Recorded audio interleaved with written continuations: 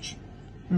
Normada göbəkçi deməli kort kistaları biz görməməliyik. Bu bir. Göbək cihazında kista var. Bəli, göbək cihazında kista var. Əlavə olaraq biz burada nə görürük? Herniya. Yırtıq. Yırtıq. Göbək yırtığı. Göbək yırtığı görürük. Göbək yırtığı 12 həftəsinə qədər fizioloji sayılır. 12 həftəsinə qədər fizioloji. Bu nə deməkdir? Bağırsaqlar, dölün bağırsaqları həmən deməli yırtıq kisəsinə keçməlidir və orada çevrilib qayıtmalıdır qarın boşluğuna. Bu normal bir fizioloji aktdır, haldır.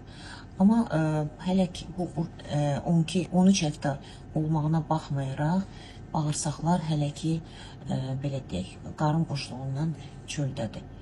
Həmən bu yırtıq kisəsindədir. Həmən budur. Bəli. Bu gördüyümüz yırtıq. Az bir miqdardadır. Təbii ki, biz burada qanlanmasını da görürük. Bax belə. Bunu izləmək lazımdır yaxından. Mütləq bir həftədən sonra təkrar bir də baxmaq lazımdır.